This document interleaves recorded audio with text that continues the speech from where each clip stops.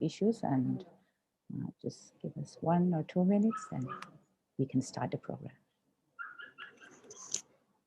Okay, all right.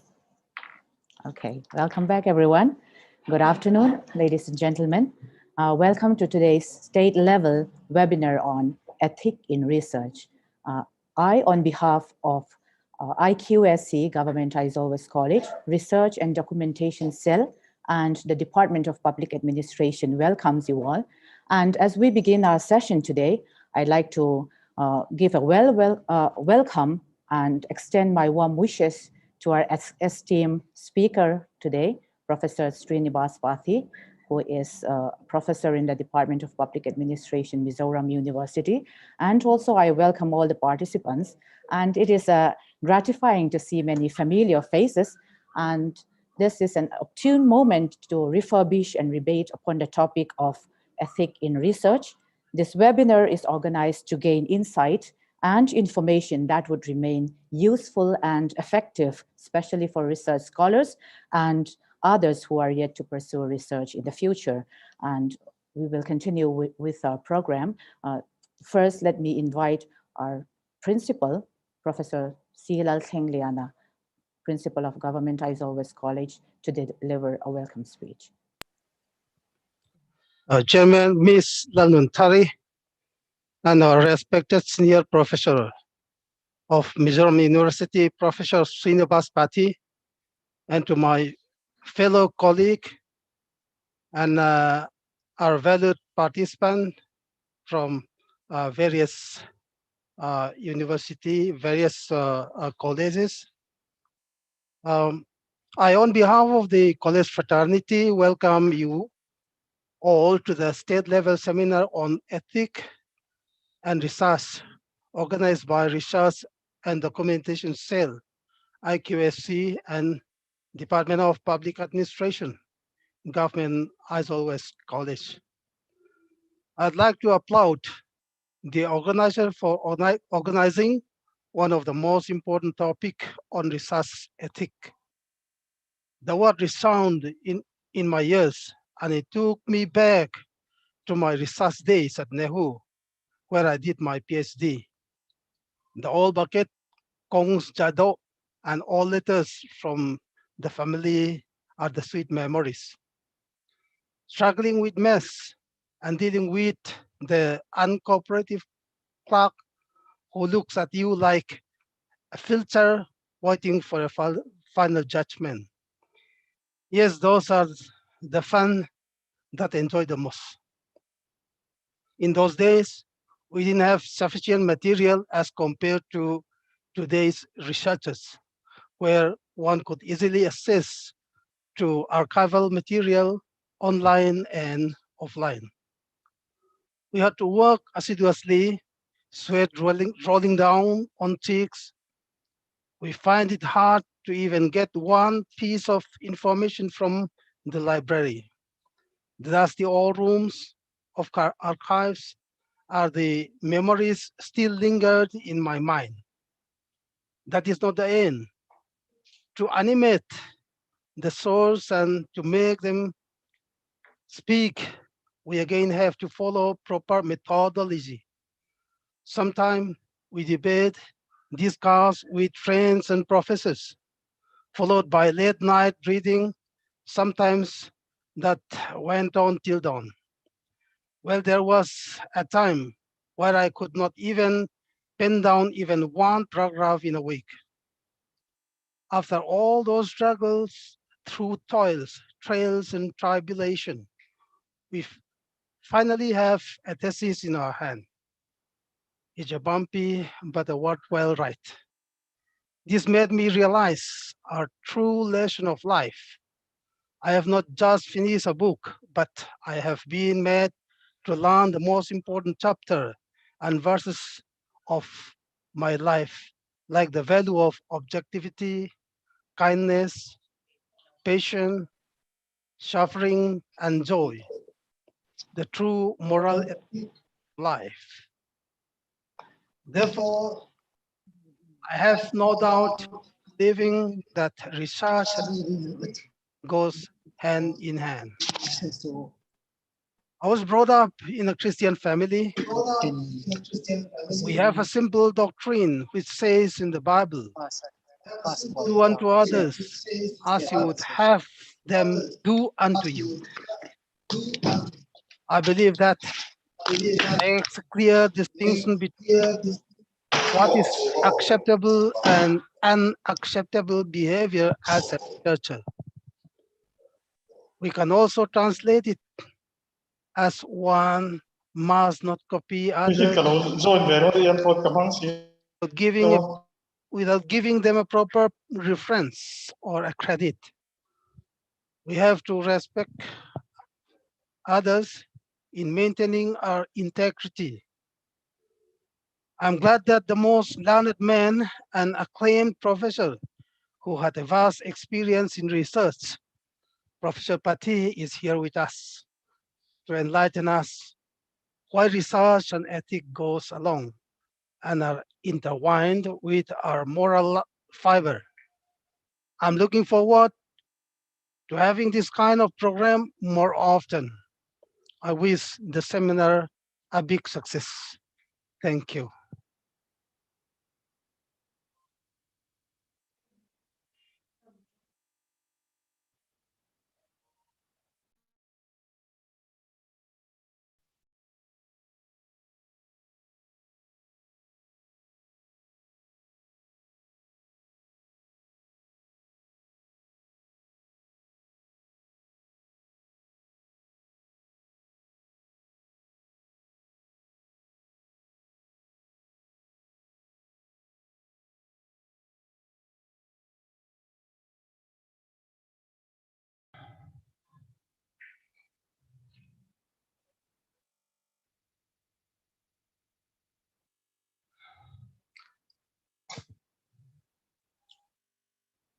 So thank you, esteemed chairperson, Ms. Lanuntari, Associate Professor of Public Administration.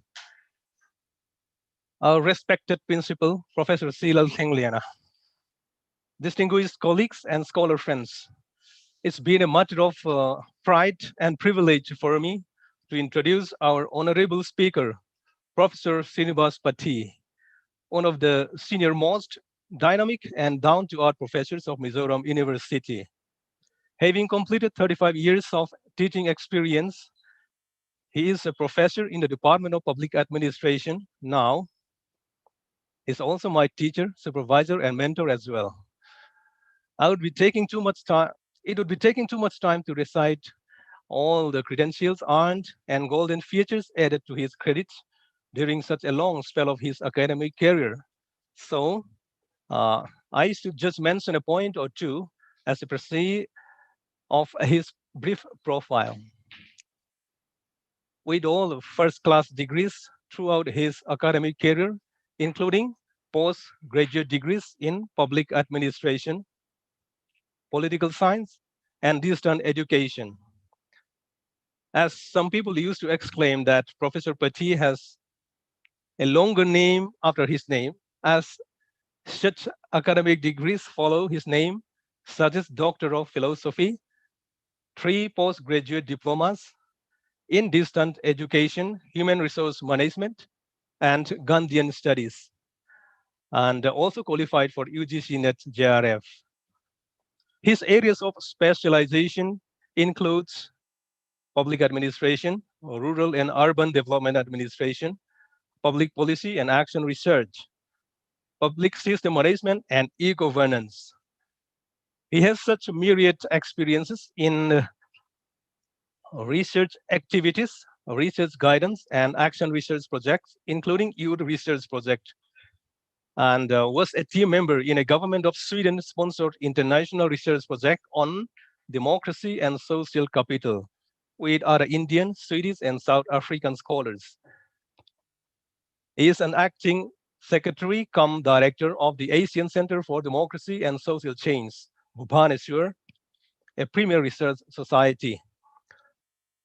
He visited Sweden and South Africa and attended academic conferences, interactive sessions, and discussions for in connection with civil society engagement and development initiatives.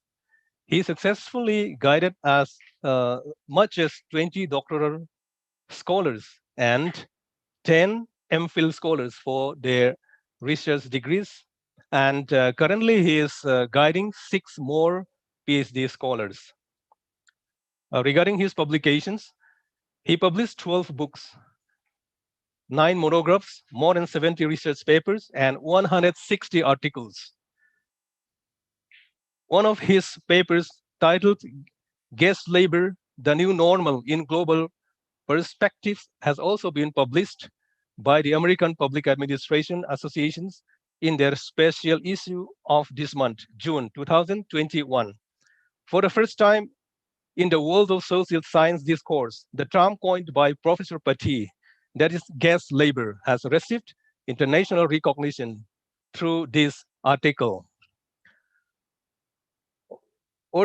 He organized international and national seminars, conferences, and webinars a number of times, addressed and participated in more than 300 conferences, conferences and webinars. Today, this webinars has a popular name. So he was a key person in the administrative structuring of the Department of Industry, Government of Mizoram, as a member of the expert team during 2012 to 2016. So he also has national expert and consultancy experiences as member of university level affiliation committee, consulting national expert, NIRD and PR Hyderabad. Had been an expert member as invited by the government of India, acted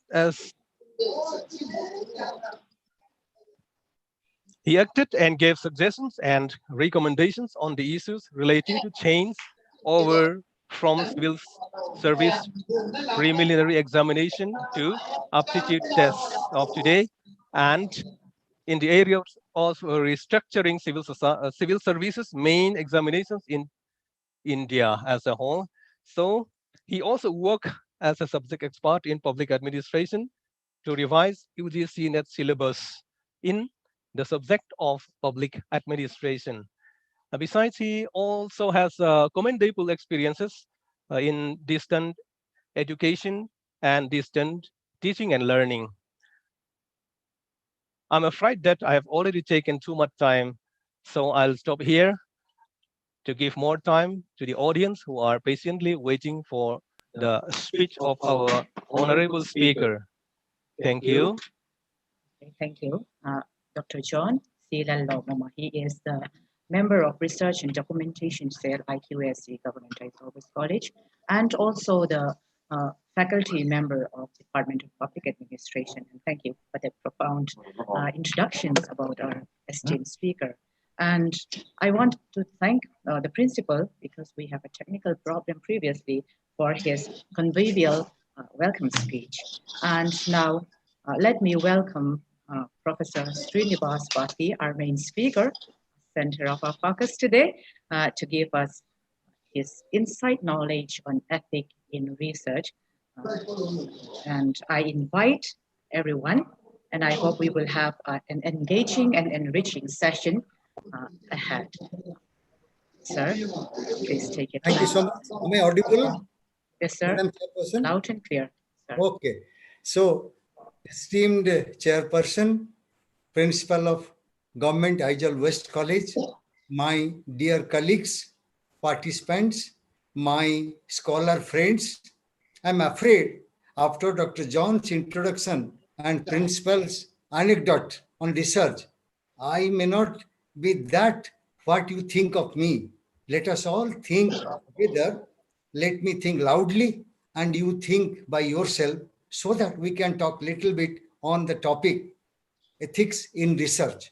Friends, it is a great moment for me when I find many of my friends, colleagues and scholars at one place, that is Government Aizawl West College. I feel this is my second home in Aizawl after my Department of Public Administration, Mizoram University.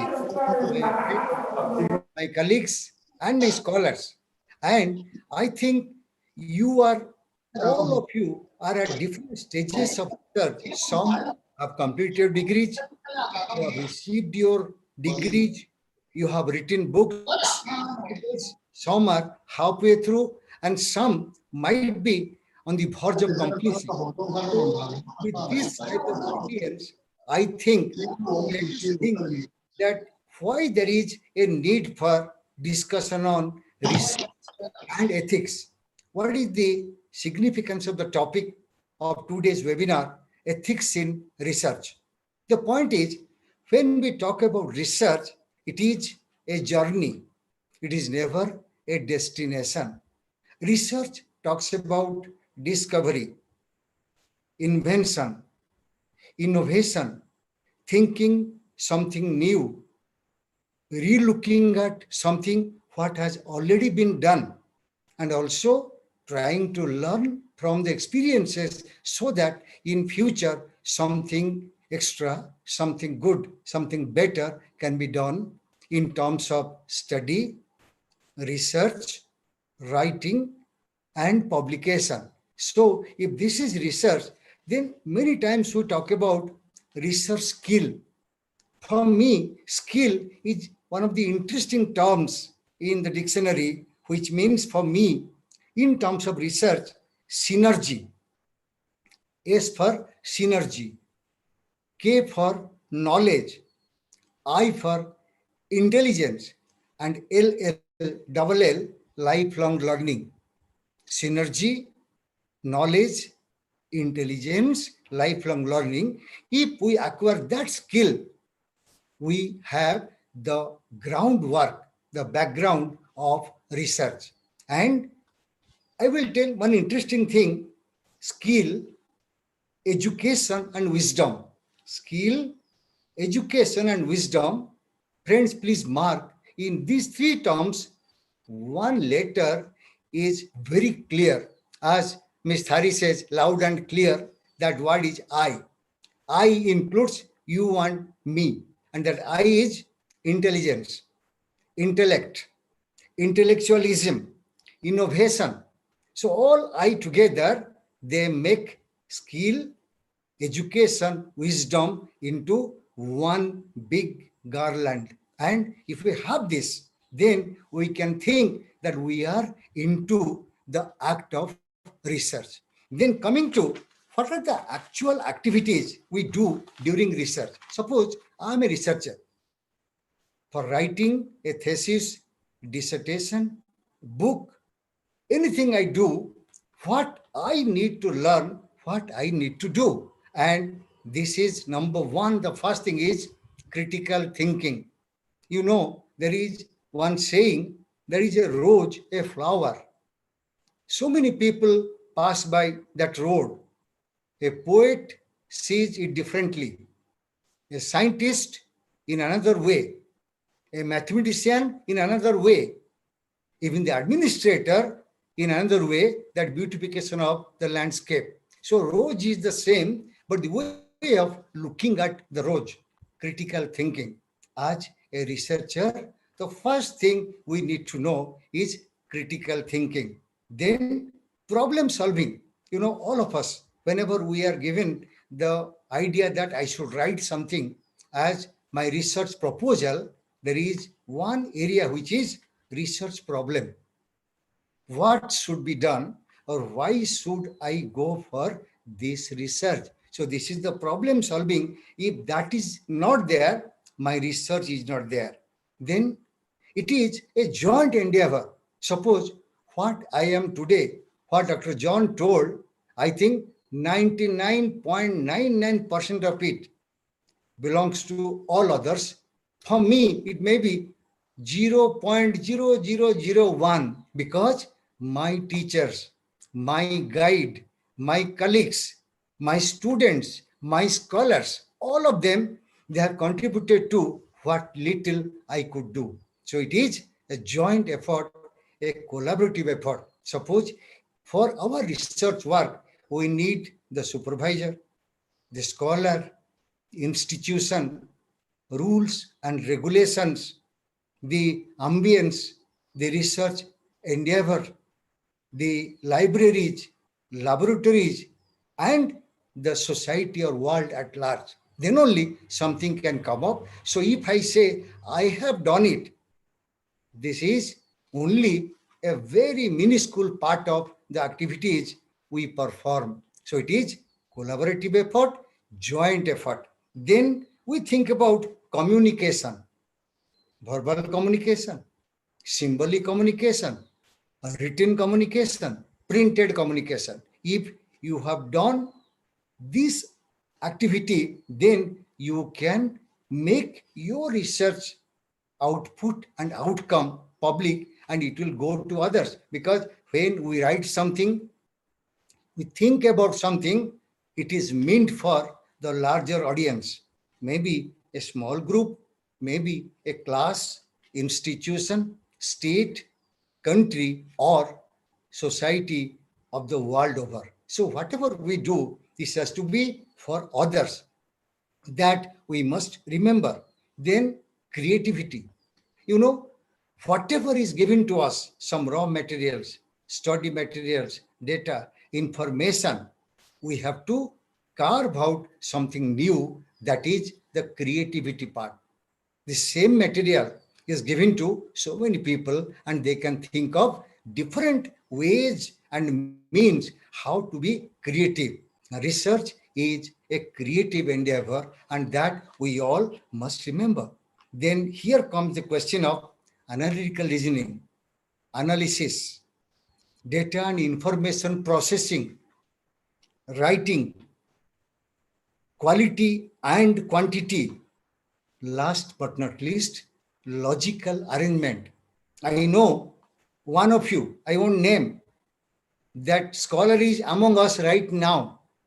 She came to me and told, sir, I have written more than 1,000 pages. Now I'm lost. What to do? And the scholar thought, what should be my response? My immediate response was, very good. Get a knife and cut that thesis into two parts, 500 plus 500 pages. First 500 pages, again try to analyze in a logical arrangement position, make it 250. You get your degree, rest 250 plus 500, 750 pages, you can write a treatise, a book, or a series of books. I'm quite happy that the scholar listened to that, and he or she did it and got the PhD degree. I'm so happy about it. This is a fact.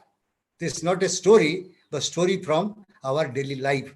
So if we are going for research, definitely logical reasoning and arrangement. And here comes the question of ethics.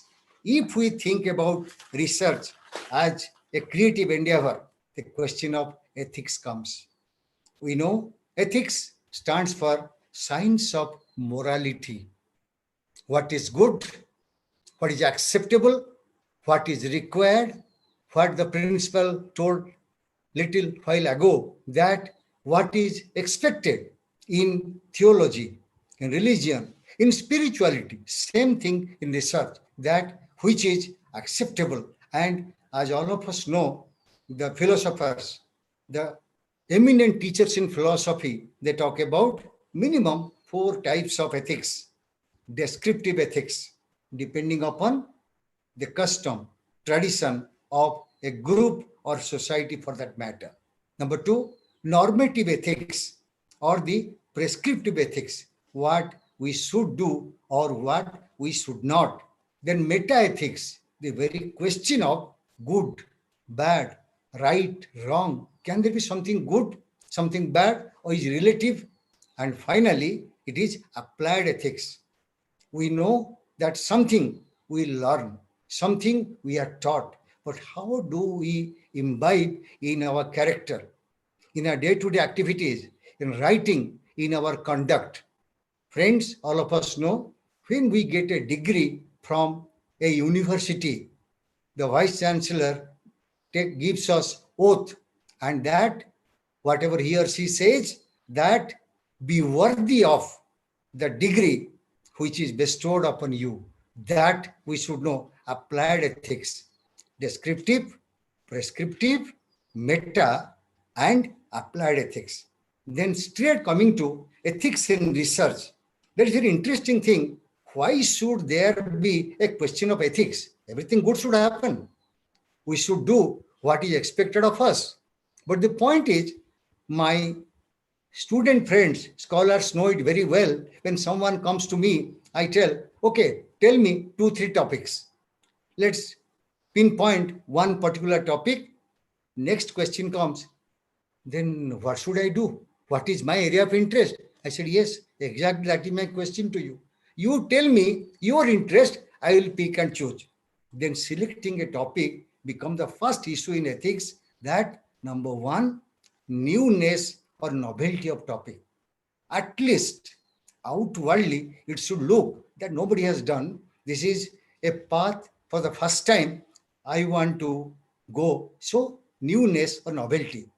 Number two, availability of study materials. Somebody does research before research proposal is accepted, all through. At the end of first year, the scholar comes back. Sir or ma'am, nothing is available. What should I do? But this should be discussed before it is discussed or being registered. Availability. And last one is very interesting, accessibility. It should be available, should be accessible to the scholar. Then only you can do it. So the topic of research is ethical when it is new, materials are available and also accessible. Next issue is, why should there be ethics? The question is, light is required because of darkness. Someone told the other day in TV that Mumbai, 2 crore people can sleep peacefully at night because there are 47,000 policemen and women who are awake all through night. Because of negative people, we need some police people. Some criminal elements, we need law and order. Similarly for research, because most of the researchers, they are the creators, creative people. But some of us, they are not up to mark. And I think you follow what I mean. That means because of some of us, our wrongdoings, there is a need for check and balance. That is the way we should have ethics. Then we need to know that if I have quoted someone, if I am referring to someone, some source, then it must be authentic. Due credit must be given to the original source so that the journey continues. I began with the discussion, research is never a destination, it's a journey. And my oft quoted example, my friends know already, those who have been in my classes, they know that while I was doing my PhD research, maybe 30, 35 years back, I was so angry with my supervisor. Oh, I have written 7 times manuscripts, 7 times. That time, no computer, no DTP, handwriting, then manual typing, and by the grace of God, final thing was in electronic typewriter. So when I was writing first time, second time, third time, and my guide used to throw it at my face, this is rubbish, go to dustbin, again you write, rewrite, read, reread, come back to me. Somehow by the grace of God and my guide's able supervision, I could get my degree. And I thought almost nearing the Nobel Prize. I got it. 30 years after, someday while cleaning the almirah, I got my original thesis copy. Friends, believe me, if I am the examiner today, I won't give even 0 out of 100, minus. Now I salute to the great spirit of my supervisor who is no more with us, and the other examiners, experts. I think so small when I think about them that they were so kind to me. It was simply nonsense, rubbish. But that day I thought I have written a Nobel Prize quality thesis. It is because At that point of time, as the principal rightly told, sweat coming on the face, no book, no library, and nobody was there to help. Only God was helping, and they did their research, their studies, almost like similar situation for us. And now, present day researchers, they have so much of resources before them that they can do it, they can make it, and they can also have access to the available materials. Now the question is, which also Mr. Principal referred very interestingly, that the internet. I have a slight different view on this. Yes, today materials, study materials, resources are available plentifully. Internet is very handy. The search engine is the new guru for all of us. But as researchers, even as a traditional teacher, researcher, student myself, I would like to inform, please get some material, facts, check, recheck, validate, revalidate, because blindly following something will never do, because the moment we think of research, something new, we have to base our study on the available materials, all right, but at the same time, there might be some kind of gaps, because friends, we know always there can be big gap between the cup and the lip, and that gap is to be filled in by our constant endeavor to read, reread, validate, and revalidate. And friends, while talking about ethics in research, all of you know that in 2018, University Grants Commission, that time under the then Ministry of Human Resource Development, now renamed as Ministry of Education, Government of India, that ministry decided that all the research scholars all over the country will have something called RPE compulsory course, 2-credit course, Research and Publication Ethics. And that will be part of the PhD coursework, irrespective of discipline, subject, science, arts, commerce, management, humanities, you name it, it is there. All of. Why? It is because philosophy, ethics of research, methodology, plagiarism, publication conduct and misconduct, these are part of that paper which is compulsory. Now, the question is, many of us, we need to know that what is that plagiarism. You know, these days we talk about so many sites like Turnitin, Urkund, and many more are there by which we can see whether this write-up is free from plagiarism or up to certain level, acceptable level. And also, we must know that if we publish something, if we are adhering to international standards of indexing, standards of referencing, making notes like APA style, MLA style, or Chicago style for history and humanities. So these are the issues which are part of that RP course. And before I was coming to this particular webinar, somebody told me, sir, you must deal with that so-called UGC care listed journal. Actually, I was very happy to get the question before the webinar itself. I thought I should tell 2-3 minutes about this. You know, UGC came to know that there are a host of journals. They are called predatory journals. You pay money and get published. There are some journals who never go for review, what is your blind review.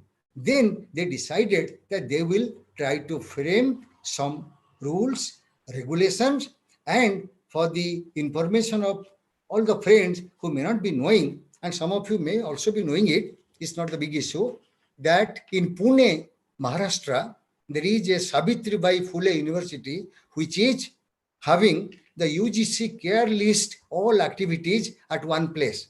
They have COPE, this Council of Publication Ethics, and they have 4 regional universities in charge of this care listed: North, JNU, West, Baroda, South, Hyderabad, East and Northeast, Tezpur. So these universities, they help the Savitribai Phule University in preparing lists. And if you go to their website, UGC Care List website, you will find that there are 2 lists minimum. List 1 for Indian culture, the Indian journals which are in one category. Second list, they are into the world indexed like Web of Science, Scopus Index journals. And there are FAQ. That means if we have some doubt, questions and answers are given. And the major issue is that if we do something, if we write something, if we publish something, then that must be authentic, to the point. If it quotes someone, then that must be definitely with proper references, notes. And this InflipNet, UGC's wing for library and documentation in Ahmedabad, Gujarat, again, that is the support agency for UGC care listed journals. So friends, when we talk of ethics, remember, beginning with thinking about a particular writing, be it one article, research paper, thesis, book, whatever we see from that stage till data collection, writing, analysis, presentation, publication, and even beyond, let us all remember that that entire process should be ethical. And friends, I think that whenever we think of ethics, normally it feels what I feel is the final thing. And normally, if I write something, nobody should correct it. Friends, there is a saying, research is also the source for truth, scientific, logical truth. And friends, all of us know even truth has many variants. I'm sorry, the word variant is now a negative term, not that variant of COVID-19. Variant is different dimensions. Truth has dimensions. I will talk about 3 dimensions. Number 1, universal truth. Number 2, contemporary truth. Number 3, comparative truth. Very interesting. How can truth have many dimensions? Let me talk about universal truth. Day and night, sun and moon, generations, societies, east, west, north, south, all have to agree these are examples of universal truth. In research parlance, universal truth means whatever we do, we should be true to ourselves. If something is written by us, one word, one sentence, one write-up, one document, that must be adhering to standard ethical practices of research. Any society you take, these are the universal truth about research. Second one is this comparative truth. You know, we are in the same room. Suppose John and myself were in the same room. But John says, oh, sir, it is so hot, because always he feels hot. He is from Aizawl. And I say, no, it's so cold, because I come from a place where 45 degrees Celsius is the normal in May, June. But John, 13 degree is very hot for John. In the same room, we have the 2 different. Both are correct. Truth. He is not wrong. I am not wrong, because depending upon the way we look at things, our background, our experience, our ideas, there can be 2 types of truth. So that is the comparative. Then contemporary. Suppose I make a phone call to my daughter. Acha, how is weather in Delhi? Oh my God, it is so hot, so humid, so bad. I say, no, I am here with pant and suit. It's quite fine. So this is Aizawl. Same time, in 2 places in India, there can be 2 different weather conditions and nobody is lying. So the same type of study can have different results depending upon the way. I give an example of one ethical aspect of research. I went to one of the universities in North India. I won't name the university, neither the department nor the scholar.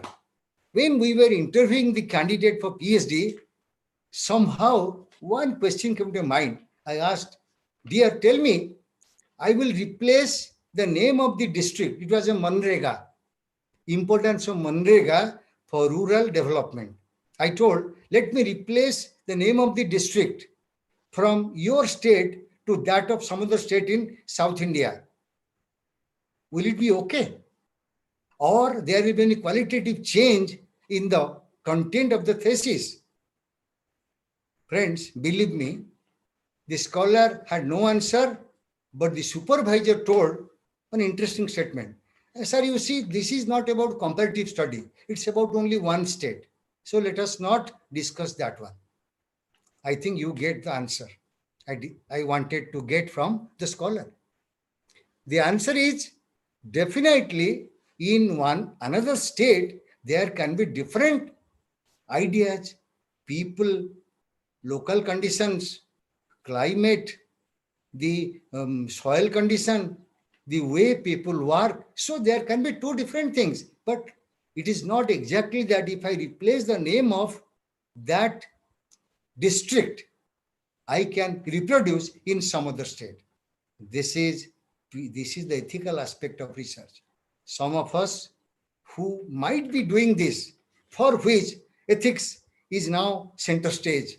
The idea is that we should do something which should not be a replacement. Simply some words or phrases or ideas can be replaced and I get a degree. Yes, fine. We may get a degree, no doubt, because it is impossible, humanly impossible for the examiners even to look into all the possible theses. As all of you know, that in India we have that AIU, Association of Indian Universities.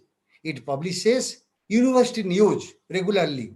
And a part of that university news is research done in different Indian universities.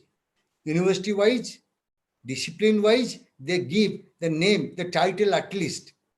So even if I get an access to that database, impossible to know what I have done or what someone else has done in relation to a particular topic. So what remains?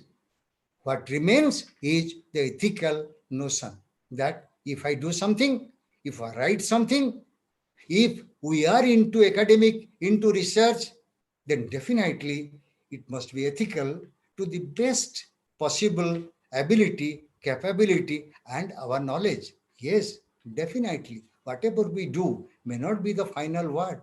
Like my own thesis, I tell, I won't give in 0 after 30, 40 years. But the question is, given the conditions, situation, resources available at that point of time, what best could be done, that was done. So that is the way we should look at research. Friends, I think the time given to me by John was 30, 40 minutes. So I just had loud thinking. So I'm quite happy. So again, express my thanks and gratitude to the principal, to Ms. Thari, to John, all my colleagues, and all of you for allowing me to discuss a little bit about it. And I wish that some of you would share your own experiences and you can raise issues so that we can have mutual learning. Thank you all. Thank you, Professor Pathi, for your enlightening speech. We genuinely appreciate having this mysterious area of ethic clarified today. In fact, it is a mysterious ethic for me, and I think as well as for the other, my fellow research scholars. And I think it is really admirable how Professor Pathi always see issues or hypotheses through from conception to completion. He always have that clear perceptions of what he does and what he talks about, especially when it comes to research. And we really appreciate this clarifications on ethics in research today. Thank you very much, sir. And we value and respect your genuine and profound knowledge that you have just shared to us. Thank you very much. And now we will go to the next session, which is question and answers. And my dear participants, we would like you to drop in questions and your thoughts on the chat box, or you can also just unmute yourself and ask questions if it's directly to the professor or to any one of the participants. And now I give my time, I call on Miss C. Lallian Zwali-Barte, sorry, pardon me. She is the coordinator of research and documentation cell IQS CI Globus College, and she will help you with the question and answer. And like I said, dear participants, please challenge yourself. Let us challenge ourselves today to find newness in research and also to make use of these communications that we have today with what Sir has just said, because we have accessibility right now, and let us access to the knowledge that that is laid before us.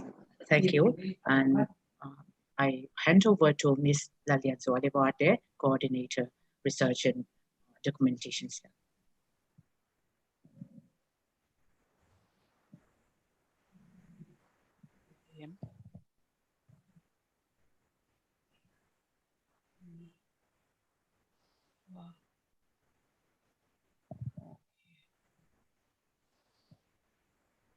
Okay. Thank you, sir, Professor Srinibas Pathi, for that very resourceful talk on ethics in research. I am sure that all of us have gained a lot from the talk that you have given. You have given us new insight for those who are currently doing their research. I think your talk gave us a lot of encouragement. And for those who are aspiring to start their research, I think there is a lot of inspiration to be taken from this talk that you have given us. And I am sure that from the participants as well, there are a lot of queries or questions or comments that you would like to address to our speaker at this moment. So we will open this time for such questions or comments or clarification on any of the what has been said by our resource person, Professor Srinibas Pathi. So anyone would, we will use this time to discuss on what has been talked about by our professor.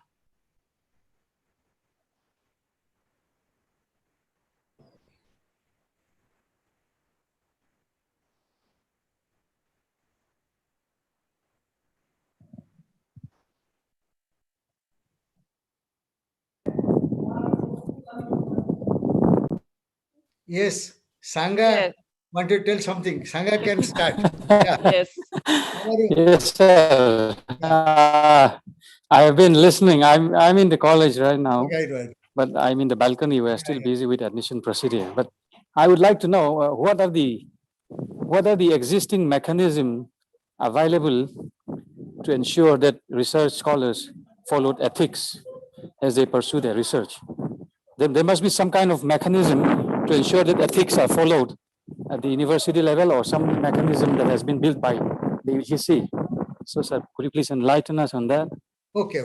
Good question. The idea is, when we think of ethics in research, it has got so many stakeholders, beginning with us, research scholars, supervisor, academic institution, our coordinating agencies, funding agencies, UGC, Ministry of Education. All of us taken together, we should have a research environment in which we follow certain standard norms. And as you have rightly asked, number one, it should be free from plagiarism with some kind of plagiarism check software. Then, as researcher ourselves, we should be true to ourselves, write something only after getting authentic source and quoting it. And as the supervisor, we need to give proper guidance. We should be having a journey together. It is about learning together. So supervisor, the teachers, the seniors, they have a role. And the institutions, they should also ensure that while publishing, while writing, while completing research scholars, the teachers, the candidates of different universities, they need to follow certain standard norms and procedures, including the standards prescribed by, in India for that matter, University Grants Commission, and also our respective universities and other academic bodies which are regulating our academic and research activities. So I think it is not one line answer. It is actually a part of our entire activity, from conceptualization to final publication. All the stakeholders taken together, the research environment should be such that we have the ethical norms attached to it. It is ingrained in the process so that it is not one, but in each step we need to look into the ethical aspects like standards of morality and what should be done in the prescribed manner, or which has been prescribed by our institutions and also regulating agencies. Okay. Yes, sir. Yes, sir. Thank you for that, sir. I believe that there has to be a holistic approach to ensure ethics in research. I was thinking it comparatively with ensuring ethics among the research scholars it could be very difficult, because I was thinking it comparatively with ensuring the integrity and honesty of civil servants or officer, because they write the exams, prelims, and then they go through the mains and they are interviewed, and those processes are not really enough to ensure that these officers who are selected for an IAS or IFS are really having that integrity and honesty to do their job. So I find ensuring ethics in research among the research scholars it's really difficult to ensure that these scholars have ethics, because we interview them, we get interviewed in the university to do our research and we get selected, but nobody knows whether we really have ethics. Just as the civil servants are being interviewed and nobody knows whether they really have the integrity and honesty. But I agree, sir, that we need to have a holistic approach. And like you said, even research scholars like us should keep on promoting and writing our experience that ethics has to be followed. I think awareness has to be generated. And thank you, sir. I think it's really enlightening. So. Nice. Right, sir. Yes. Hello, sir. Yeah, it might be, yes, it might be out of topic, but we really wanted to know about the guest labor, a new nomenclature you have framed. We haven't read that paper. Please tell me about that, please. Okay. Actually, this is also a part of research activity. During this pandemic, it took only, let me be candid with you, your question is so apt today. This morning, I received that paper from America when they published, and John has that paper. John and Thari, they have. So they can share with you the entire, those papers. The paper is that whenever we think of labor, we tell migrant labor, immigrants. But my idea was, during the last 1 year, I worked almost for 10 months in the review process for one article, 10 months. And the entire process, they were into comma, full stop. Each note, references, then only blind reviews, and 3 blind reviews. After that, it came out, and that is the so-called migrant labor, which we say that they are coming. Suppose in Mizoram context, you can very well follow Dumkas. We say people from Jharkhand, one particular area. But without them, we can't manage. And my entire thesis of that article is that world over, but this is International Comparative Public Administration, world over, international level, national level, within state, and among different areas of a state, when the people go and work, they are not migrants, they are our guests. Without them, we can't manage. So they need as much facilities, benefits as we, suppose I am a migrant labor in Mizoram. I have left my place and I am working here. But by the grace of God, Mizoram University gives me everything. And I got good friends like you. But the point is, there are many who do not have that minimum facility with them. So my thesis is, world over, within a country, within a state, let us give respect to them along with what they deserve, what is due to them. Thank you.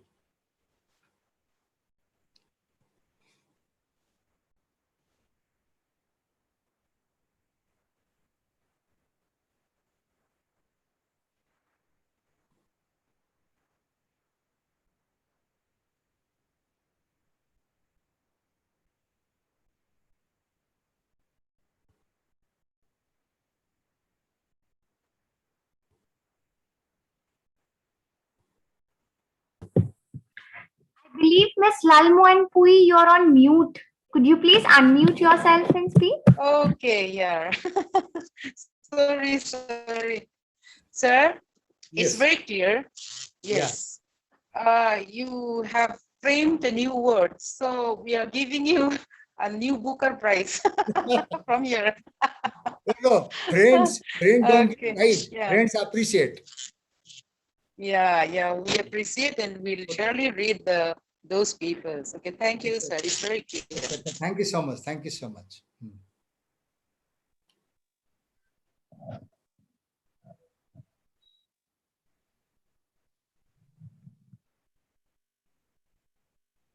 Yes, Miss Chairperson, we can come to. Yeah. Is there anyone who would like to comment on the discussions or what has been the questions that have been asked? Anyone else from the participants? I'm sure there are many questions you would like to ask.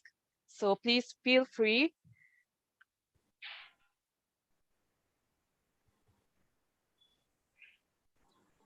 John?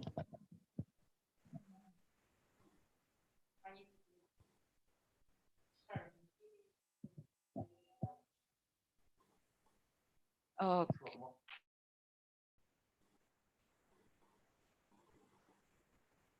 Oh, It's okay. Yeah. We can have more occasions for discussion. yes.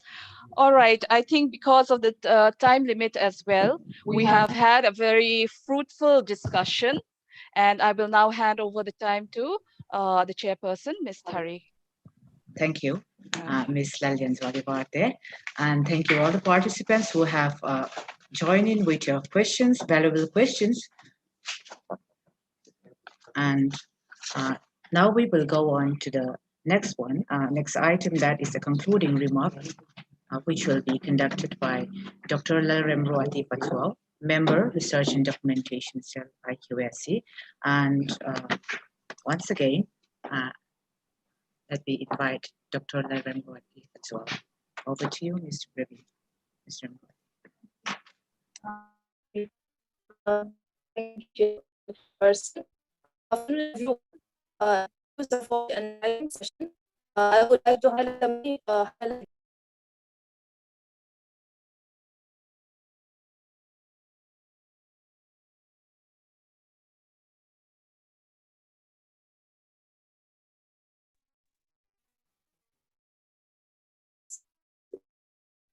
Okay, I like to the names of the participants.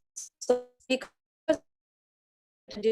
of how balance in skill and wisdom. It is led by critical thinking as well as problem solving.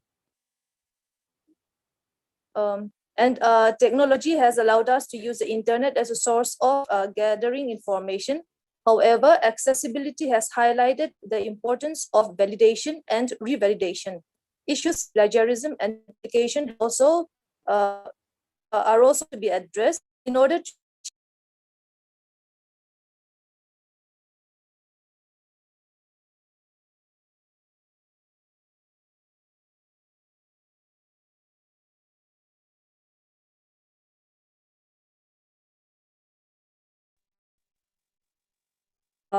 gathering 3 kinds of truths. These are universal truths, contemporary truths, and comparative truths. Okay, that is for the main points. Thank you.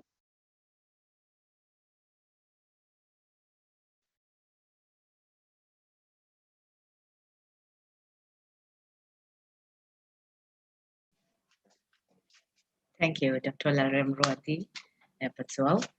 And like I said, today we have been having a very fruitful hearing a lot of new things about this ethic in research. And now, even though we would like to prolong our discussions and hold on to you a little bit more, our speakers and all the participants, but I think we have almost come to the concluding part of this session. And now I would call upon Ms. Gailal Muanpui, the head of Department Public Administration, Government Aizawl West College, to make a word of thanks. Ms. Gailal Muanpui. Yes. Good afternoon, everyone. It's been a great pleasure for me to give a word of thanks today. First of all, I would like to thank IQSC Documentation Cell and my team of public administration who has put a tremendous effort to make this webinar happen. My heartfelt thanks goes to respected principal, Professor C. Lalcheng Liana, for sparing your valuable time and delivering a welcome speech. Thanks to our speaker, Professor Srinibas Pathi, who is always willing and helpful for every researcher in the Department of Public Administration, MZU. Today, you gave us an insight and a thorough knowledge regarding ethics in research and actually answering every question that is set out for you. Thank you, sir. Thank you, Dr. Zodin Sanga, our technical in charge, who is always very supportive for every events in the college. Thank you for your dedication, your patience, and your hard work. Thanks to all the team members today, Ms. Laluntari, Ms. Lalian Zwalivarte, Dr. John, Dr. Laremruati Sarzawa, and we must not forget Ms. Janet, Dr. Janet. We miss you today. In spite of all odds, in spite of all that has happened to you, we know that you are in hospital right now also. We miss you. You pushed through this program because of you only. Today's program has been a success. We miss you, Miss Janet. We know that you are with us today.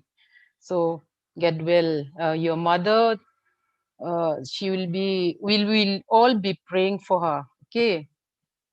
Finally, thanks to all the participants who spare your valuable time and all through this program. And we know that you are the one who made this occasion possible. Thank you, everyone, and have a wonderful evening. Okay. With that, we came to the end of this webinar. Thank you, sir. Thank you, everyone, for participating. Thank you. And it's lovely to see you all and to have you all. Bye. Thank you all.